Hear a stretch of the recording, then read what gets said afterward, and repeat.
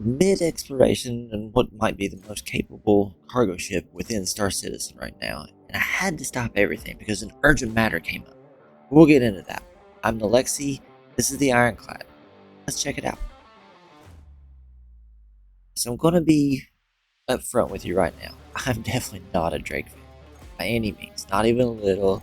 Aesthetic is not my thing, never has been, probably never will be. I am curious about the Kraken, but that's neither here nor there. But my husband Evan has really gotten into hauling since he's joined me into the verse, and when the Ironclad dropped during DefenseCon, I thought, okay, let me actually kind of take a look at the thing properly before I fully dismiss it, because sometimes this ship doesn't have to be pretty, but exactly what we need. So here we are. So setting aside my feelings about the Drake aesthetic for a few moments, and trust me, I'm setting them aside. Don't worry, because I really don't like them. The first thing that hits you when you kind of get to it is just the scale of it, especially when it's compared to Caterpillar. Hence, I guess why they call it the Caterpillar, but because then it makes sense. It's a fairly large ship. So one thing, this is not the Ironclad assault at all. Our little Oregon stuff that we've got, we're going to focus more on actual industrial part of everything. Mining, salvaging, hauling, a few other things like that. So whenever I'm going through with this, I'm going to be focusing on just the Ironclad, not the assault, which I haven't seen a lot of either. They're both roughly exactly the same size. Mass, the assault does have a little bit more, but when it comes to the cargo capacity, that's kind of the big one for us. The assault's 1440 SCU cargo. Not terrible by any means. Of course, you can get some additional ships, things like that. Got your refuel, rearm, repair. That's all there. Well, the Ironclad has a cargo capacity of 2204, so not quite double. That's roughly almost 800 SCU more than the assault. So that's a lot more room for us to kind of play around with and have some fun. The other thing, though, I did notice that there is a couple of pads in the back, the same place that's on the assault, that looks like it could be used to repair, refuel, things like that. So I do want to get in and check that out a little bit as well, but for the moment, this is kind of where we're at. The other thing I've noticed is there are a few additional tractor beams that I caught. Of course, the one on the front that, for the life of me, I could not figure out how to make extend out. I figure once we actually end up getting the ship later on, I'll figure that out. The other part of it is the tractor beam that is inside the hangar itself, as well as the one that I just happened to randomly find on the top of the ship that faces into the hangar, which I did not even know was there. But I spent way too much time trying to find how to get these to work. I'd been in where the button for these was once before, and I was controlling turrets that were on top of the ship. Could not for the life of me figure it out. So when I did, I wanted to make sure that I addressed that with you as well, because it was an absolute mess. Quite funny, but it was a mess. So into the cargo module, you can kind of see how large this space actually is.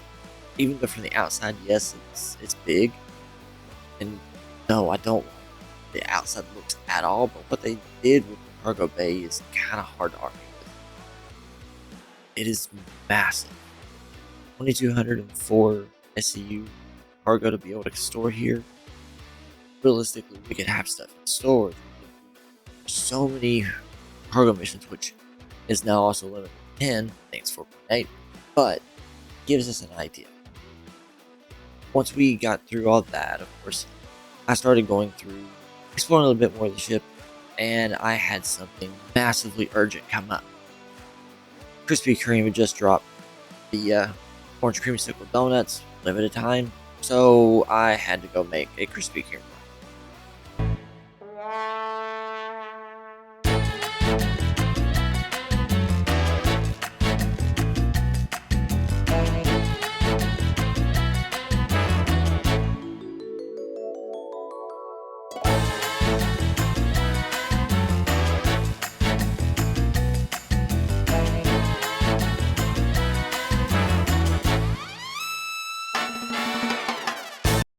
Okay, so got my donut fixed, so we're good.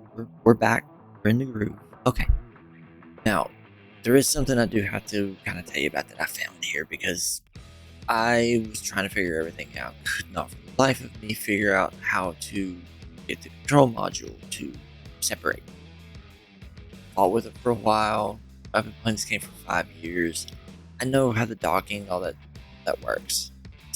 No, it's not the easiest, or hasn't been. I'm hoping it's much better now that some of the changes, especially with the refueling, all that stuff that's now been changed. But I could not figure out how to get the command module to come off of this ship at all.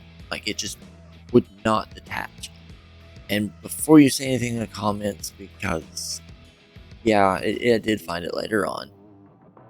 It apparently was bugged at the time that I was recording this originally. So now I just feel like an idiot. But anyway, getting back into everything. We're working together to kind of get, of course, him more into the game. We're doing a few things. He still is the most comfortable flying, but he's also had smaller, quicker ships, and I think having something this large, not only will it benefit him because it's going to be a lot slower, it's also going to be one that he can kind of leave and do his own thing and not worry about it as much. We can go and hide it somewhere, and then when we're ready, we can go put everything on it and just go about our day. So, the real question, I've already got a Starlancer Max that I use for cargo. It works, I like it. Does it have the most? By no means. I've got a Polaris that has a ton more than that one does as well. But they don't feel like cargo ships. Yes, I also have a Merchantman, which gave me a lure for a Hull C, but I hate the Hull C. I'm never going to use that thing. I'm not going to lie. It's just not me by any means. So, the Ironclad does kind of fit within that little role. It's enclosed, all the cargo's within it, and Evan actually ended up liking it. So, we're going to end up getting him, which is fine. Not a big deal. I'm here for that. I already know it can do the job, and later on we'll do a video of us actually doing some cargo runs and stuff with it, trying to just see how it works. We'll go do some mining, salvaging, yada yada, all that fun stuff, and then kind of put it in storage, move it over into the Ironclad, and then just kind of work through everything from there. It'll be great, I promise. If not, that's neither here nor there. Anyway, but where does it actually land for me after spending some real time with it? And keep this in mind, I'm not someone who likes this ship by any means. Is it something that will work? For what we have planned, yes, our playstyles will fit in together and mesh with it perfectly. He is someone who likes to go looting, likes to run cargo, likes to do little things like that where he's gathering. Neither one of us are much on combat. So this will work perfect for us in that aspect. Especially since we're waiting on the Merchantman, which has a ton of cargo in it as well, but it's also like a straight up shop. So we can work back and forth. We also now have crafting that is in game, which is going to be a huge part. And I know it's just going to get more and more and larger in that aspect, especially once base build comes in, whenever that comes in. Which, that being said, my Starlancer will become a BLD when that happens as well. So that means I'll lose my partner. So having that works out perfect for us.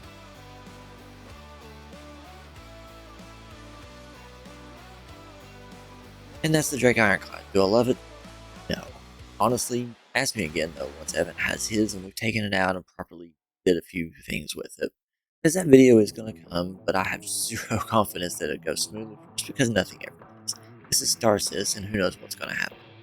Drop your thoughts in the comments, especially if you're already flying one, because I want to know what you actually think of it as day to day.